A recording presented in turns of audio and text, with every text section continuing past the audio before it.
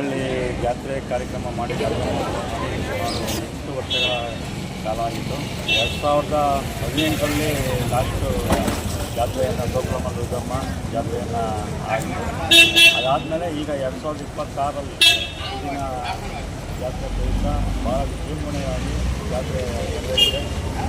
ಮೊದಲನೇದಾಗಿ ಗಣೇಶನಿಗೆ ಪ್ರಥಮ ಪೂಜೆಯನ್ನು ಮಾಡುವ ಮುಖಾಂತರ ಬಸವಣ್ಣನಿಗೆ ಬೆಲ್ಲದ ಆರತಿ, ಆಂಜನೇಯನಿಗೆ ಬೆಲ್ಲದ ಆರತಿ ಮತ್ತು ಶನಿದೇವರಿಗೆ ಬೆಲ್ಲದ ಆರತಿ ಸೋಮವಾರ, ಮತ್ತು ಮಂಗಳವಾರ ದೊಡ್ಡಮ್ಮನಿಗೆ ಬೆಲ್ಲದ ಆರತಿ, ಮತ್ತು ನೆರಳಿಯಮ್ಮ, ಚಪ್ಪಲಮ್ಮ, ಬೆಂಕಿ ಮಾರಮ್ಮ, ರಾಮದೇವತೆ ಇಷ್ಟು ದೇವರುಗಳಿಗೆ ಆರತಿಯನ್ನು ಕಾರ್ಯಕ್ರಮ ಮಂಗಳವಾರ ಆಯಿತು.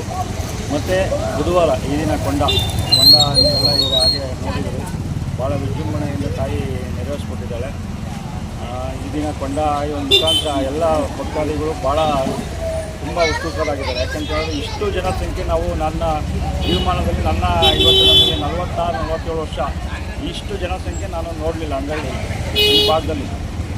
ಮತ್ತು ಈ ಕಾರ್ಯಕ್ರಮ ಯಶಸ್ವಿಯಾಗಲಿಕ್ಕೆ ಅಂಗಳ್ಳಿ ಗ್ರಾಮದಲ್ಲಿ ಎಲ್ಲ ಥರ ಕೆಲಸಗಳನ್ನು ಮಾಡಿಕೊಟ್ಟಂಥ ನಿಮ್ಮೆಲ್ಲರ ನೆಚ್ಚಿನ ನಾಯಕರು ಆದಂಥ ಎಸ್ ಟಿ ಸೋಮಶೇಖರ್ ಸರ್ ಪ್ರತಿಯೊಂದು ಅಧಿಕಾರಿ ಸಿಬ್ಬಂದಿ ವರ್ಗದವ್ರನ್ನ ಕರೆಸಿ ಅವರಿಗೆ ಎಲ್ಲ ರೀತಿಯಲ್ಲಿ ಜಾತ್ರೆಯ ಸಂಬಂಧಪಟ್ಟಂತೆ ಏನೇನಿದೆ ಎಲ್ಲನೂ ನೀರಿರ್ಬೋದು, ಹೆಲ್ತಿಗೆ ಸಂಬಂಧಪಟ್ಟಂತೆ ಅವ್ರನ್ನ ಹೆಲ್ತ್ ಇನ್ಸ್ಪೆಕ್ಟರ್ ಕರೆಸಿರೋದಿರ್ಬೋದು, ಟ್ರಾಫಿಕ್ಸ್ ಇರ್ಬೋದು, ಮತ್ತು ಲ್ಯಾಂಡ್ ಆರ್ಡರ್ ಇರ್ಬೋದು, ಎಲ್ಲ ಪ್ರತಿಯೊಂದು ಸಹ ಕರೆಸಿ ಅಧಿಕಾರಿ ವರ್ಗದ ಸಭೆಯನ್ನು ಮಾಡಿ ಈಗಿನ ಯಶಸ್ವಿಯಾಗಲಿಕ್ಕೆ ಅವರು ಸಹ ಕಾರಣಕರ್ತರಾಗಿದ್ದಾರೆ.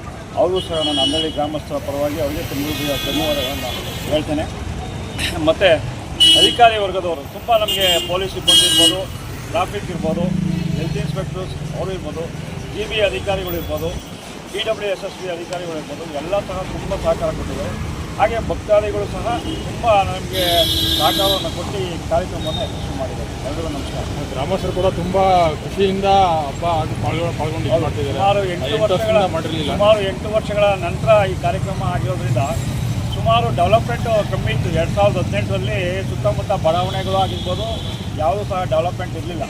ಈಗ ತುಂಬಾ ಡೆವಲಪ್ಮೆಂಟ್ ಆಗಿದೆ ಮತ್ತು ಪಾಪ್ಯುಲೇಷನ್ ಜಾಸ್ತಿ ಆಗಿದೆ. 2018-23 ಹೋಲಿಕೆ ಮಾಡಿದ್ರೆ ಈ ಸರಿ ಡಬಲ್ ಆಗಿದೆ ಆ ಪಾಪ್ಯುಲೇಷನ್ನು. ಹಾಗಾಗಿ ಈ ದಿನ ತುಂಬ ಜನಸಂಖ್ಯೆ ನೀವು ನೋಡಿದರೆ, ನಾವು ಬೊಗಲಗುಂಟೆ ಜಾತ್ರೆ ಬಿಟ್ಟರೆ ಈ ಅಂದಳ್ಳಿ ಗ್ರಾಮನೇ ಇಷ್ಟು ಸುತ್ತ 7 ಹಳ್ಳಿಗೆ ಇಷ್ಟು ನಾವು ನೋಡಿದ್ದು. ಯಾಕೆಂದರೆ ಅಷ್ಟು ಜನಸಂಖ್ಯೆ ಇವತ್ತು ಸೇರಿದ್ದಾರೆ. ಸುಮಾರು 15,000 ಕೊಂಡದಲ್ಲಿ ಜನಸಂಖ್ಯೆ ಇತ್ತು. ಹಾಗಾಗಿ ತುಂಬ ಚೆನ್ನಾಗಿ ಯಶಸ್ವಿಯಾಗಿ ಬಂದಿದೆ. ಹಾಗಾಗಿ ನಮ್ಮೆಲ್ಲರ ಗ್ರಾಮಸ್ಥರು ಮುಖಂಡರು ಇವತ್ತು ಸಹ ಅದಕ್ಕೆ ಕೈಗೂಡಿಸಿ ನಾವೆಲ್ಲರೂ ಸಹ ಇಲ್ಲಿ ಸೇರಿ ಈ ಗ್ರಾಮದ ಜಾತ್ರಾ ಮಹೋತ್ಸವವನ್ನು ಯಶಸ್ವಿಯಾಗಲಿಕ್ಕೆ ಕಾರಣಕರ್ತರಾಗಿದ್ದೀವಿ. ನಾಳೆ ಇವತ್ತು ಬುಧವಾರ, ಇವತ್ತು ಕೊಂಡಾಯ ಮತ್ತು ನಾನ್ ವೆಜ್ ಇರುತ್ತೆ. ಕೆಲವರು ವೆಜ್ ಮಾಡುವಂಥ ವೆಜ್ ಮಾಡಿರ್ತಾರೆ, ನಾನ್ ವೆಜ್ ಮಾಡುವಂಥ ನಾನ್ ವೆಜ್ ಮಾಡಿರ್ತಾರೆ. ಗುರುವಾರ ನಾಳೆ ಅಂದರೆ ದೇವರುಗಳು 4 ದೇವರುಗಳು, ಗೋಕುಲಮ್ಮ, ದುರ್ಗಮ್ಮ, ಬಸವಣ್ಣ ಮತ್ತು ಆಂಜನೇಯ ಸ್ವಾಮಿ 4 ಊರೊಳಗೆ ಮಡ್ಲಕ್ಕಿಗೆ ಹೋಗುವಂಥ ಕಾರ್ಯಕ್ರಮ. ಅದು ಸಹ ಯಶಸ್ವಿಯಾಗಿ ನಡೆಯುತ್ತೆ ಅಂತ ದೇವರನ್ನು ನಾನು ಸಹ ಪ್ರಾರ್ಥನೆ ಮಾಡ್ತೀನಿ. ನಾಳೆ ಈ ಕಾರ್ಯಕ್ರಮ ಇದೆ. Thank you. ಎಲ್ರಿಗೂ ನಮಸ್ಕಾರ. ಹೇಳೋಕ್ಕೆ ಇಷ್ಟಪಡ್ತೀನಿ ಅಂದರೆ ಹಬ್ಬ ಸುಮಾರು 8 ವರ್ಷದಿಂದ ನಿಂತಿತ್ತು. ಈ ವರ್ಷ ಎಲ್ಲ ಊರು ಗ್ರಾಮಸ್ಥರೆಲ್ಲ ಒಂದಾಗಿ ನಮ್ಮ ಎಸ್ ಟಿ ಸೋಮಶೇಖರ್ ಅವರ ನೇತೃತ್ವದಲ್ಲಿ ಒಂದು ಮೀಟಿಂಗ್ ಮಾಡಿ ಇದರಲ್ಲಿ ಊರಬ್ಬ ಯಾವ ಥರ ಮಾಡಬೇಕಂತೆಲ್ಲ ಡಿಸೈಡ್ ಮಾಡಿಕೊಂಡು ಅದ್ದೂರಿಯಾಗಿ ನಿನ್ನೆ ಸೋಮವಾರದಿಂದ ಆರತಿ ಕಾರ್ಯಕ್ರಮ ಆಗಲಿ, ನಿನ್ನೆ ಕೊಂಡ ಆರಾಧನೆ ಆಗಲಿ, ಇವತ್ತು ಎಲ್ಲ ಮರಿವರೆದು ಮನೆಗೆ ಹಬ್ಬ ಆಚರಿಸ್ತಾರೆ. ಸುಮಾರು 25,000 ಇಂದ 30,000 ಜನ ಸೇರಿ ಅದ್ದೂರಿಯಾಗಿ ಹಬ್ಬವನ್ನು ಆಚರಿಸ್ತಿದ್ದಾರೆ.